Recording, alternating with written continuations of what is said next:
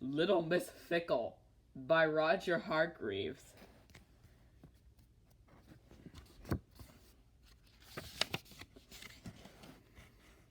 Would you like me to tell you a story? If you were Little Miss Fickle, you would say yes please, and then you'd say no thank you, and then you'd say yes again. Little Miss Fickle was one of those people who just couldn't make up their minds, ever, about anything.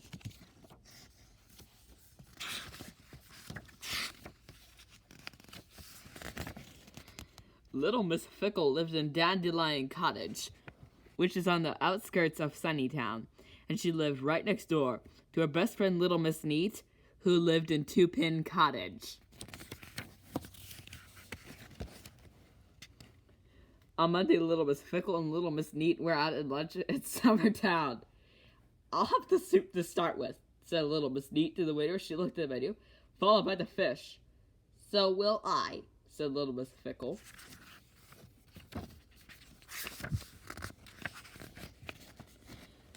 But after the waiter had written down the order, Little Miss Fickle looked at the menu again. "No, I won't," she said. "I'll have the salad instead, followed by the roast chicken." The waiter crossed out the first order and wrote down the second. "On the other hand," continued Little Miss Fickle, "I won't have anything to start with, but then I'll have eggs." The waiter sighed. An hour later, the waiter had worn out 3 pencils and 4 order pads. Little Miss Fickle finally made up her mind to have the soup, followed by the fish. The waiter looked at the soup. Little Miss Fickle looked at it. "I'm not hungry anymore," she said. It was that moment that the waiter decided he was going to be a bus conductor instead of a waiter.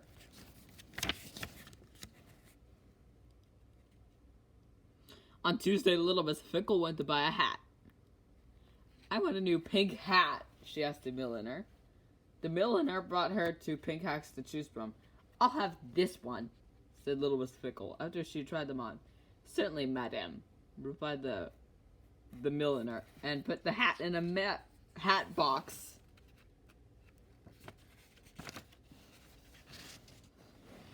"On the other hand," said Little Miss Fickle, "I think I'll have the other hat." The milliner put the first hat in the hat box, but then put the second hat in the hat box. "But," continued Little Miss Fickle, "I think the hat suit me better, don't you?"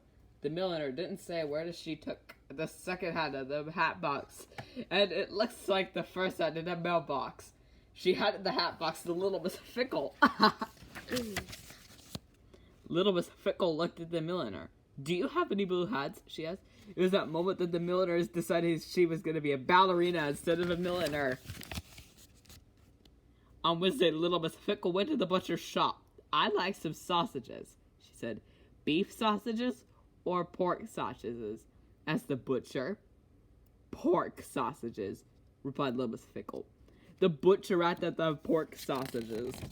"I think it looks like Mr. Bacon, exactly."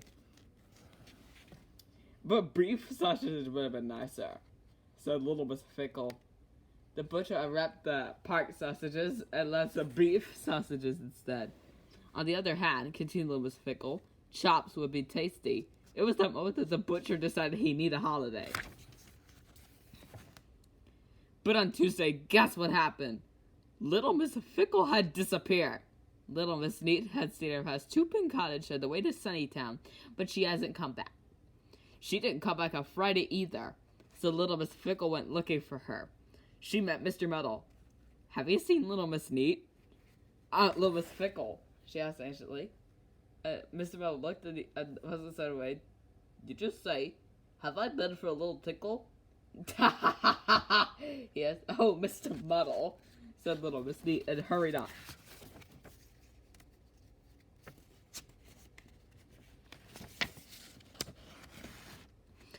Then Little Miss Neat saw Mr. Forgetful.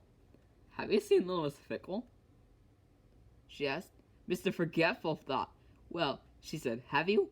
Mr. Forgetful thought again. "Have I what?" he asked after a while. "Oh, Mr. Forgetful," said Little Miss Neat and hurried on. But she could find Little Miss Fickle. No, she could not. Nobody had seen her burp. Excuse me. gas.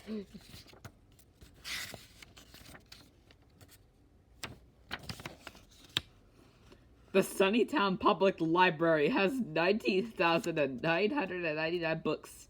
On Saturday afternoon, little Miss Fickle reached up and took that shelf. I'll read this one, she thought to herself. On the other hand, she thought again, looking at the book, perhaps I'll read that book instead.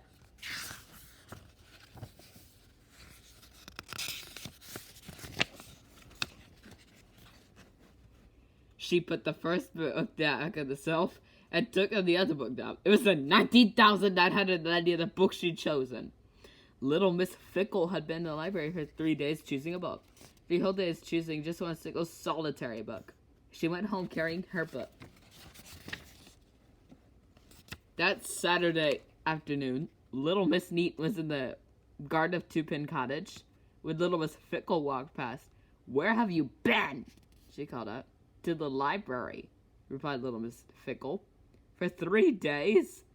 exclaimed little Miss Neat. "Well," said little Miss Fickle, "I wanted to choose the right book." And she held it up, and she stopped and looked at it.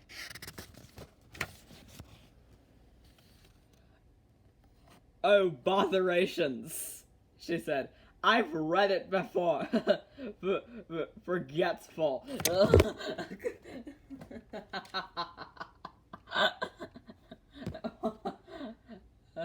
Oh yeah, this is not attack. It's just little Miss Fickle messing things up.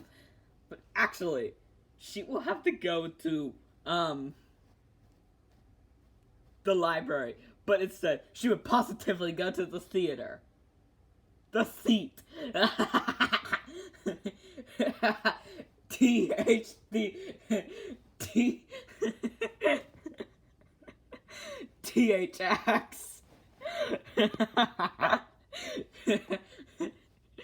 THEAT. Seat. No food, there's better food, piss cat. I think little Miss Fickle positively messed things up. Exactly. Well, just the perfect thing. It's just the perfect thing for little Miss Fickle to do something. But actually, think it's some egads. I'd like a piece.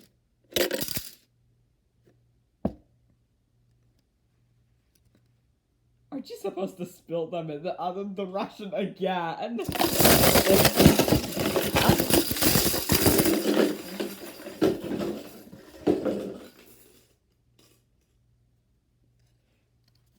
Never take my hoof off.